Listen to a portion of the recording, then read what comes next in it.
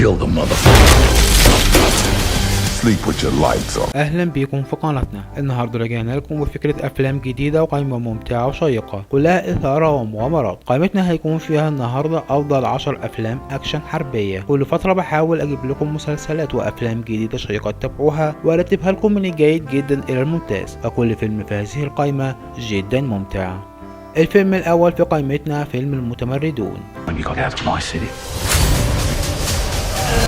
You guys aren't too settled in your dealings. I'm giving you guys the chance to do the honorable thing. تدور أحداث الفيلم عندما قتل جندي متقاعد من القبعة الخضراء على يد عصابة مخدرات دولية في لندن، وانطلق 4 من رفاقه المخضرمين في الخدمة الجوية الخاصة بالثأر له، وأقاموا علامتهم التجارية الخاصة بالعدالة في شوارع لندن. I know where this scum operates. You want to go out in a blaze of glory? I'm in. We could use some intel. I think it's about time we visited Sanchez. Who's Sanchez? If you're going up against him, you better be prepared. Everywhere they go, death follows. الفيلم رقم 2 في قائمتنا فيلم الناجي الوحيد. Can he say? Can you say it? Mr. Patton, please. Come on. Been around the world twice. Talked to everyone once. There ain't nothing I can't do. No sky too high, no sea too rough. Learned a lot of lessons in my life. Never shoot a large caliber man with a small caliber bullet. Anything in life worth doing is worth overdoing. Moderation's for cowards. I'm a lover. I'm a fighter. I'm a UDT Navy SEAL diver.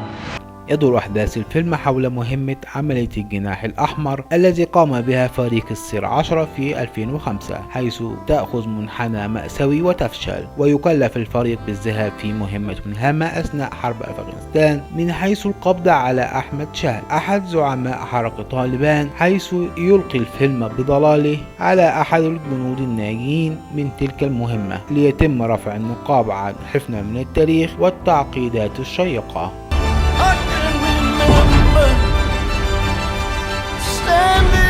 You see us? We're fixing to get into a pretty good gunfight. There's a storm inside of us. A drive.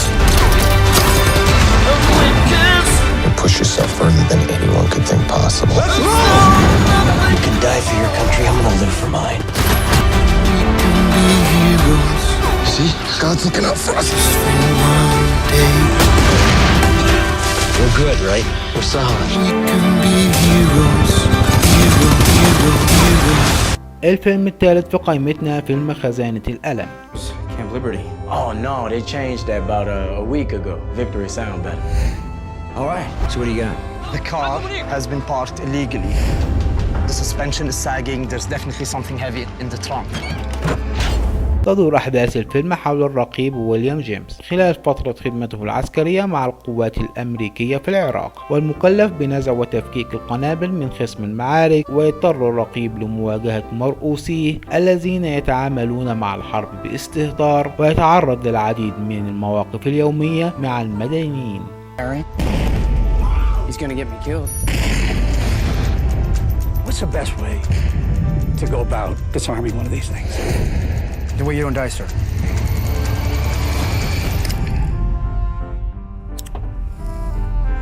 That was good. الفيلم رقم 4 هيكون من نصيب فيلم عملية إنقاذ. I'm so excited for you, man. You're gonna be a good dad. And when you get home, you hope you can pick up right where you left off. 3, 2, 1.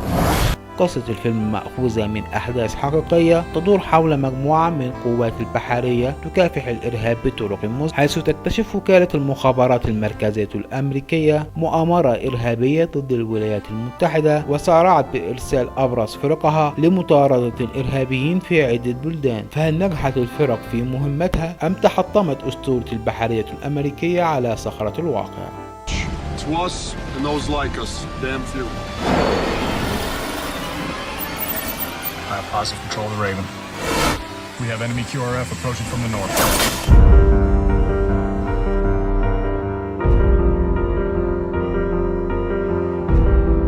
This thing is way bigger than we thought it was. They're gonna hit us at home. Hey boys, we gotta roll! Just for a minute, silver fork sky.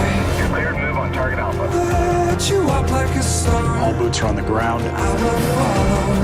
Be safe.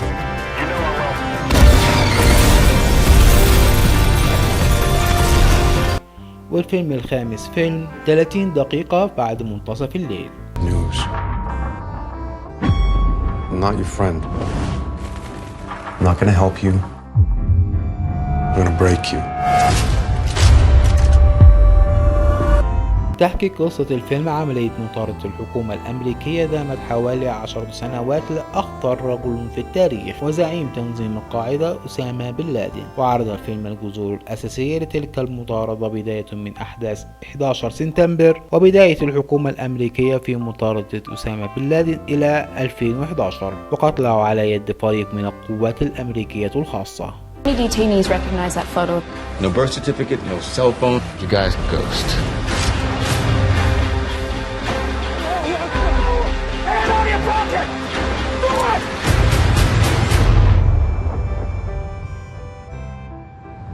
وقبل ما نكمل باقي الافلام فيا ريت لو وصلت هنا ما تنساش تنزل تعمل لايك للفيديو، وده لأول مرة تشوف فيديوهاتنا ما تنساش تشترك في القناة وتدوس زر الجرس عشان يوصلك كل فيديوهاتنا. الفيلم رقم 6 فيلم 13 ساعة جنود بنغازي السريين.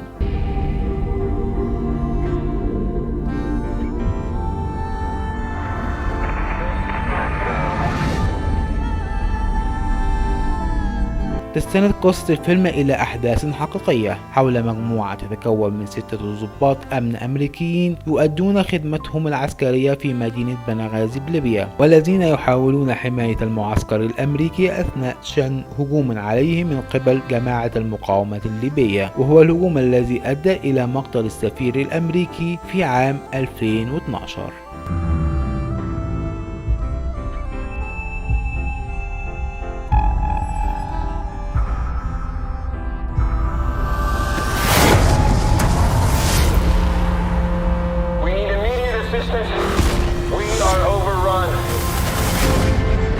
الفيلم السابع في قائمتنا فيلم المنطقة الخضراء.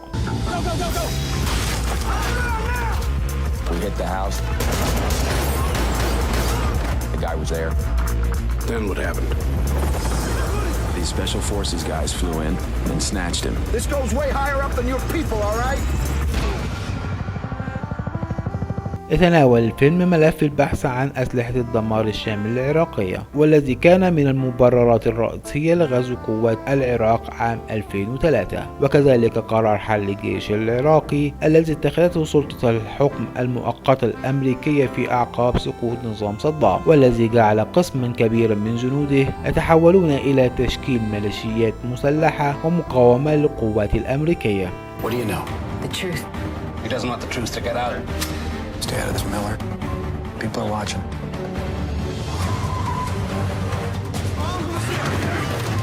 Damn it!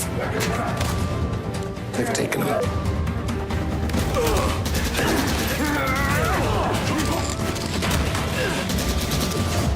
الفيلم رقم 8 في قائمتنا فيلم الغضب. It can and it will. The dying's not done. The killing's not done. I promised my crew a long time ago I'd keep them alive. تدور أحداث الفيلم في حقبة الحرب العالمية الثانية، ويروي الفيلم حكاية مجموعة من الشبان خلال الحرب العالمية الثانية، وفيري دبابة أمريكية تقاتل في أراضي ألمانيا يقودها 5 من الجنود مع قائدهم، حيث يقود جنوده ويقاتل ببسالة في هذه الحرب التي لا ترحم أحد. وتكلف الدبابة بمهمة انتحارية ضد الألمان رغم قلة عدد الجنود يذهبون لتحقيق هذه المهمة المستحيلة. Tom check. Photo check. Brady check. Bond check. Bravo check.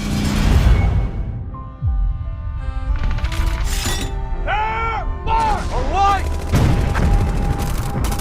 Take that son of a bitch. Head out. Do your job. Do what you're here for.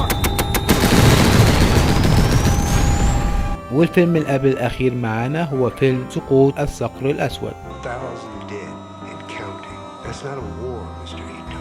It's genocide. These people, they have no food. We can either help Or we can sit back and watch a country destroy itself on CNN. Rangers, Deltas, today we go. في أحداث حربية مشوقة واستنادا إلى وقائع حقيقية، تدور أحداث الفيلم حول توجه كتيبة من جنود النخبة الأمريكيين في مهمة في الصومال للقبض على 2 من كبار مساعدي أمراء حرب منشق، ويجدون أنفسهم في معركة يائسة غير محسوبة العواقب ضد مجموعة مسلحين من الصوماليين شديدة الخطورة.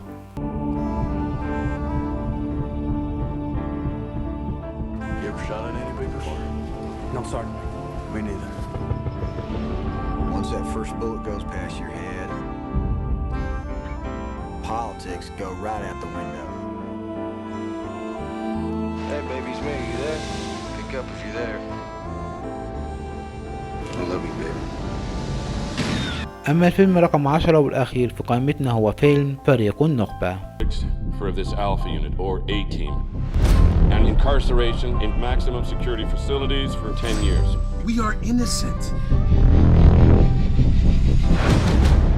يدور الفيلم حول الفرقة ألف، وهي فرقة من طراز فريد أفراده 4 جنود سابقين في الوحدات الخاصة الأمريكية، يتم اتهامهم بارتكاب جريمة حرب كبرى حدثت وقائعها أثناء غزو العراق، ويفرون من السجن ليحاول إثبات براءتهم، ويقومون بصنع وتنفيذ عمليات خاصة انتحارية غاية في الخطورة يتطلب لتنفيذها مهارات خاصة وقدرات لا يمتلكها سوى أفراد هذا الفريق.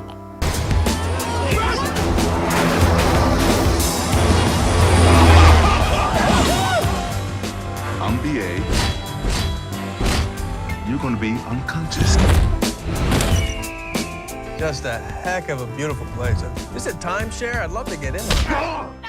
Good morning. وبكده خلصت قائمتنا النهارده. اكتب لنا كومنت بالفيلم اللي شايف انه رقم 1 في قائمتنا، وايه الافلام اللي اتظلمت وشايف انها كانت تستحق انها تكون في قائمتنا النهارده. كان معاكم احمد، ما تنسوش الاشتراك في القناه وتفعيل زر الجرس عشان يوصل لكم كل جديد. مع السلامه.